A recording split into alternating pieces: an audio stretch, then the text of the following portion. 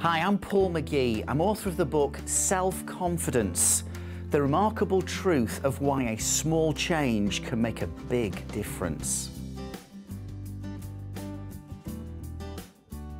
How to shine when your neck's on the line.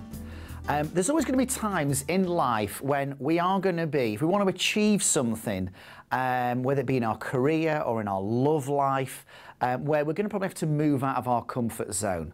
And in other words, our neck's on the line. For instance, if you've been asked to make a presentation at work, or as you're finding increasingly now, sometimes at job interviews, they're asking you to do a presentation.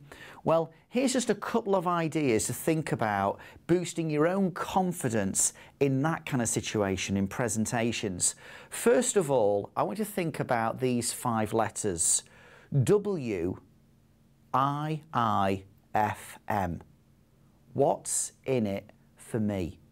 You see, the reason why people get very stressed about making a presentation or giving a speech, whatever, is because, in a sense, they're thinking about themselves a lot. They're thinking, what will people think of me? Is my hair all right? What if my mind goes blank? And all the focus, all the energy is inward on themselves. But if you were to make a presentation and you were to think, my audience is listening to me right now and they're thinking, what's in it for me? W-I-I-F-M. And therefore, prepare your presentation, and if you like, turn the spotlight off yourself, and in your own mind, turn it onto your audience. What is going to be beneficial for them? What can they take away from your presentation? How can, in a sense, what's the pain that your presentation can be the aspirin to? Think about things a bit more from your audience's perspective and how what you say can help them, and I think you're going to grow in confidence. You see, stories are a great way of communicating and connecting with your audience, particularly on an emotional level. See, people don't just want to buy into the facts, they kind of want to experience feelings. So, for instance, if I wanted to talk about setbacks and disappointments and how to handle rejection, which, if we're honest, we've all experienced to a degree, then I don't just kind of go, well, here's your top tips on how to deal with it. I share a story. In fact, the story I share is about how a few years ago I approached one of the top publishers in the UK about publishing my book called Sumo, Shut Up, Move On. Now, the good news is it did actually go on to be a really, really best-selling book. It's done brilliantly. Now, that's the good news. But before I got to that stage, here's what happened. Here's what one publisher said about it. I have to say that my reaction to your title isn't very positive. You see, I'm not convinced that Shut Up, Move On, seen on the front of a book in a bookstore, is going to make the majority of people think, I must have that. It wouldn't make me want to buy it, as it's quite aggressive, and I don't particularly like being told to shut up and move on. And I'm a northerner. I think more sensitive southerners might be turned off by this even more. I thought, hey, come off the fence, tell me what you really think. But you get a setback, but as I begin to describe in my story, I decided, okay, but how can I, in a sense, influence and improve the situation? What can I do in response to that? And I try and help my audience to realise that you might have a setback, but how can you recover? Eventually, this woman, this editor, agrees to meet me. And I took in loads of stuff and ideas on how I think I could promote sumo, including having this funny-looking sumo on a unicycle on the front cover. She seemed fairly persuaded. A week later, though, this was the email I got. I've spoken to other colleagues, and their reaction was similar to mine. A book title has to work from the outset.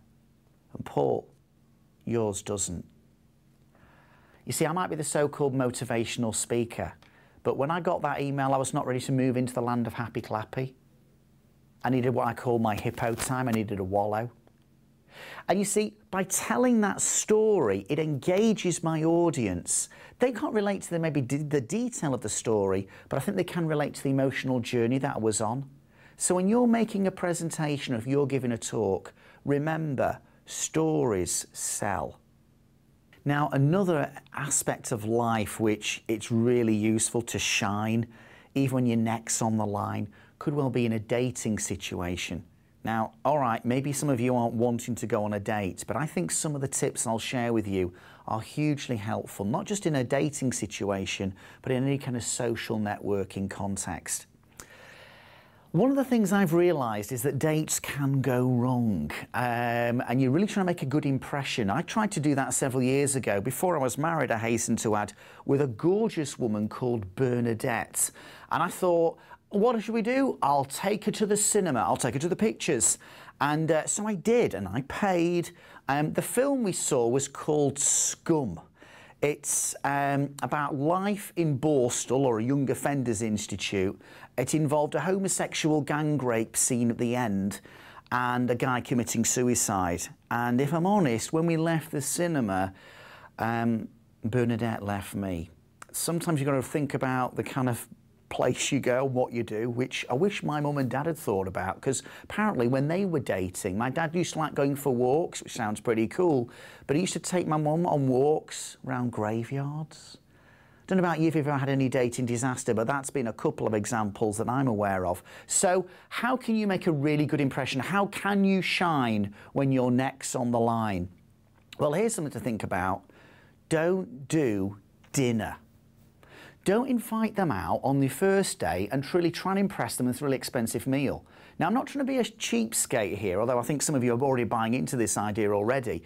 I just think it's maybe a bit too formal, there's a bit of pressure, you know, how many knives or forks do I use? You know, you've got this posh menu, what does table d'hote mean, and what are hors d'oeuvres? And hey, just maybe chill a little bit, put less pressure on yourself. Don't do dinner, let's do coffee. I mean, all right, it's cheaper, but I think it's just a little bit more relaxing. You've just got an opportunity to try and get to know each other a little bit better. One tip, though, if you do order a cappuccino and it's quite frothy, when you're drinking it, just be careful about the froth factor. I mean, I was with a woman recently and she had a gorgeous moustache. That was fine because I was talking to her in a business context, but if it had been a date, I don't think I'd have wanted to kiss her at the end of it. And another great way to impress on a date is be interested and be interesting. Let me explain. The danger is, because I think a lot of us sometimes lack self-awareness, is we spend a lot of time just talking about ourselves. We want to try and impress the other person. Well, I think what would be really helpful is when you're next on a date, you do quite a bit of the listening. Oh, and by the way, listening doesn't just mean waiting for your turn to talk, but you show some genuine interest in the other person. Now, I'm not suggesting you turn it into a therapy session, you know, lovely to meet you, have a coffee, lie down on the couch and tell me about your childhood. How would you describe your relationship with your father? But I am just kind of like saying, you know, just ask some general open questions and actually doing some listening. I think deep down, a lot of people love talking about themselves. And the bizarre thing is, although they're doing all the talking, because you're giving them permission to do so, they're probably increasing their liking factor of you. So if you want to shine when your neck's on the line, do be interested in the other person. But then, of course, it's your turn. You've got to do some talking as well. Well, make sure that you are interesting in how you describe yourself. So, for instance, if I was on a date, which I'm not intending to be, but if I was, and someone was asked me, so what do you like to do outside of work? Well, I could describe it in one very simple way. I could go, do you know what? I love football. Now, if the other person doesn't like football, it's like, all right, great, what else?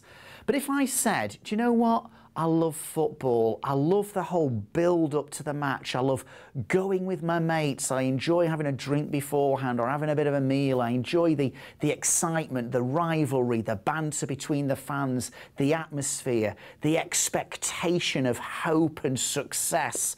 Although I realise I'm making watching Bradford City sound far more exciting than it actually is. But hopefully you get my point. I could either go, I like football, or I could build more of a picture about why football appeals to me. And if you're describing a job that you do, again, just work at making it a bit more interesting. You see, if someone said to someone, what do you do? They could answer like this. I'm in one of the most misunderstood professions in the whole world. People actually pay me. They pay me to save them money and to keep on the right side of the law whilst doing so. That's one way you could describe what you do. Of course, another way is, so what do you do? I'm an accountant. It's your choice. Want to shine when you're next on the line? Be interested in the other person, but also make sure you're interesting. Hey, I wish you loads of success with this one.